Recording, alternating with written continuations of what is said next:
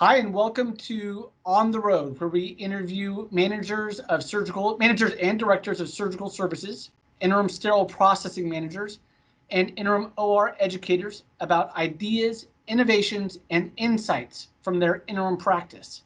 Today's guest is David Binkley. David has served as an interim director of surgical services throughout the country in a wide variety of different hospital sizes and types. David has his bachelor's degree in nursing, a master's degree in project management. Welcome, David. Thank you. Nice to be here. Okay, so David, you are currently the interim at a pediatric hospital in Memphis, Tennessee, but you've been an interim for a long time. What made you choose the interim lifestyle in the first place? Well, I'm not sure if I chose the interim leadership or it chose me to be. Even far back when I was a clinician, my wife and I were traveling nurses back then. I really enjoyed it. It rounds you well as a clinician and even in management now, and it provides you with the opportunity to really get a good slice, to see a good slice of the country. We've had the good fortune to live in over 15 states at this point in time. We've always liked the lifestyle. Interesting. Okay, well that's relevant. So, are some states better for being the interim? Like, for example, maybe a compact state, or a state with a large airport, or a state in the middle of the country, which prevents the long cross-country plane flights. Any comments or insights about that? Well, all of the above. I will tell you especially when Florida joined the compact states, that was pretty much a game changer in terms of that, because we were used to keeping up licensure in 10, 15, 18 states at a time, which of course is, time consuming and a little bit expensive too. I will tell you that I was out in the Los Angeles area, and my particularly red eyes, and those are somewhat tiring, and they really take away a lot of your life essentially by doing those. So I think you've hit it on the head. It's some of its geographic location. The compact states was definitely a game changer, though. Right. That's insightful. Florida is, I'm sure, was just a breath of fresh air for you. So, David, when you go to a new interim assignment, what is the first thing you do? Whether it's a report, whether it's a meeting, what's the first thing on your agenda when you start a new interim engagement? Well, when I first started an interim engagement, I want to make sure that I have great clarity as to what the client is asking me to do. You review it in the interview before the job begins, but at the same time, you really need to have a clear understanding with the person that you report to exactly what the expectations are. They're normally pretty much the same. That would be the number one thing that you do.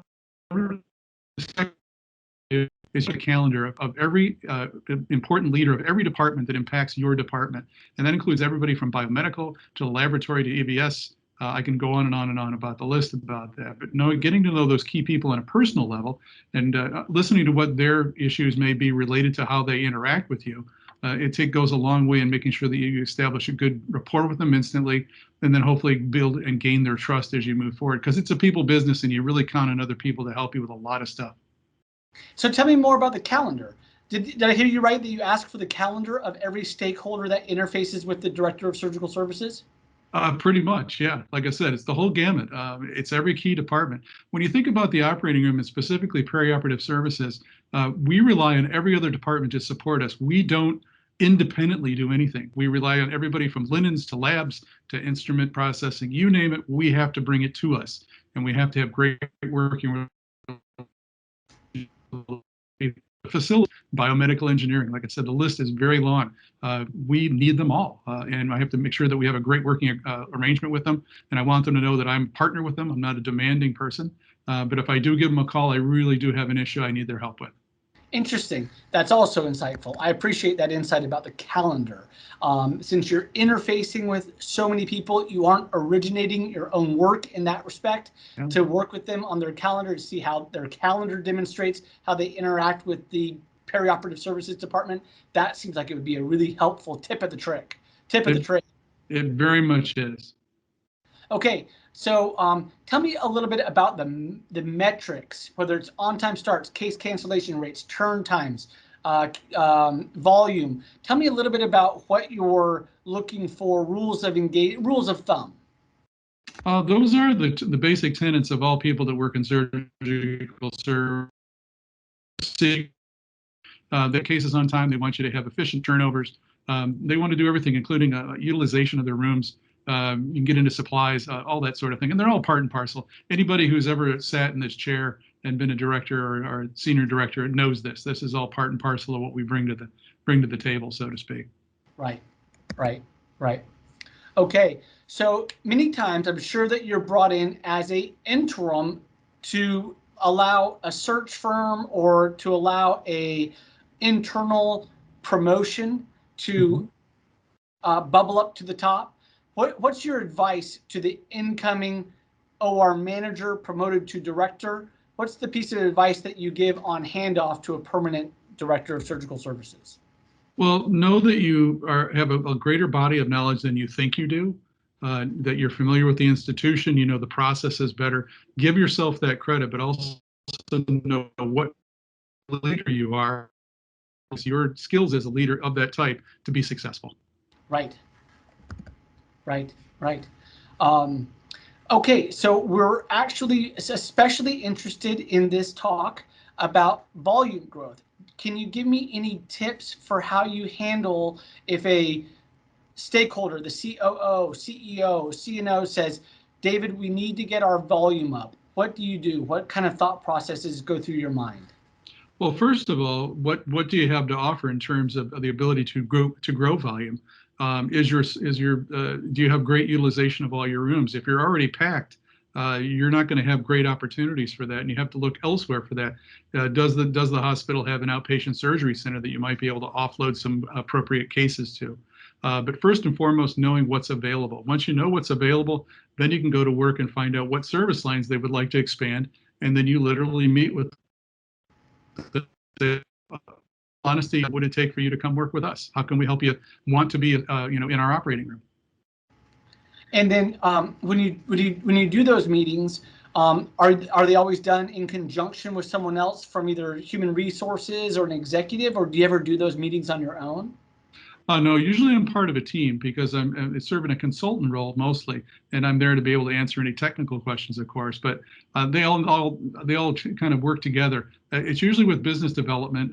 That goes by many different terms depending on what organization that you happen to be with. But usually there's somebody either from the C-suite or close to that that's really in charge of getting more business into the hospital. Trying to develop service lines as they call it. So. Right. Right. Are there some service lines that you predict for the future are going to be increasing over time, looking in your crystal ball? I think there's a lot of them that are going to remain the same. I think that anything not cost prohibitive is something that you definitely want to keep your eye on. And the technology is evolving very quickly these days. That's no secret to anyone. As far as new service lines go, it depends, because what I tell most of the clients is, you can't be all things to all people. So you have to ask yourself, as a hospital, as a campus, what business do you want to be in? What business can you be in? Once you establish that, I think that answers the question better about, what service lines are important to your facility, and what do you think you'll be successful at? Because you can't just spend money hand over fist to try and do adult heart transplants when you're really not equipped to do it, or you're not in that setting to be able to be successful at it. What I'm hearing you say is that you don't throw money at the problem. You don't dictate what you think are the right service lines. Sounds to me like you ask questions, and those questions are the way that you get to the root of it. Well, that and in surgical services is analytics are a key driver in making a sound decision. You really have to have the ability to work with the teams in the hospital to be able to understand, what is your payer mix, what are your margins on certain procedures, because you can't, you can have certain loss leaders, but at the same time, you have to have the ability to make some money. And I don't mean that as a for-profit, but we all know that when you're in the nonprofit world, you need to make more money than you spend in order to expand your services. Sure. Sure. Excellent. Let's turn our attention to a few fun questions. Where can you be found in between jobs, David? Well, in between jobs, you can usually find me traveling. My wife and I love to travel. We've both been in about 80 countries. We actually write a travel blog. So that's kind of our passion in life, is to see as much of the world as we can, because I will tell you, it's an absolutely fascinating world that we live in. To meet people from different cultures, different countries, to see the similarities and the differences, it's just absolutely fascinating, not to mention the natural beauty that you run into when you travel the world. Where's your next big travel adventure when you're done with this next assignment? That is the mother of questions right now because that's the mother of all questions. What is open to go visit? I can tell you right now, my wife is looking at some possibilities in Southeastern Europe. We also talk about going to Malta. They have the International Travelers Association meeting there next year. And there's all kinds of possibilities out there. The question is, what's open and what's safe to go to? Very good. Very good. Well, that's terrific. And then when you're on assignment, sometimes you need to find stress relief in a strange land, so to speak. What do you do for stress relief when you're on assignment? Well, I think you explore the community that's around you. You'd be surprised what you can find. Memphis, where I'm at right now, is of course known for blues and known for barbecue. So not much blues is going on because of the COVID, but at the same time, there is a lot of barbecue out there. So we've sampled that. But they have museums here. There's a lot of other things that you can take advantage of, including there's a bridge that crosses the Mississippi that's of a railroad, and you get a fantastic view of the Mississippi River, which is quite impressive by just walking across it. So right. So for stress relief, I do play the guitar, which of course is always fun, but not nearly enough to probably be good at it. But nonetheless, there are other ways to do it. Both my wife and I love to cook, and that's pretty much what we do. Sort of a Renaissance band. So, David, do you play the guitar, bass guitar? Are you playing a acoustic guitar? Mainly an acoustic guitar. And do you bring it with you on assignment? When I can, yes. Yeah. Terrific. Well, okay. Terrific. That concludes today's episode of On the Road. David, thank you very much for your insights. If you are a hiring manager and want to meet David or other interim road warriors, please call me at 503-866-9497.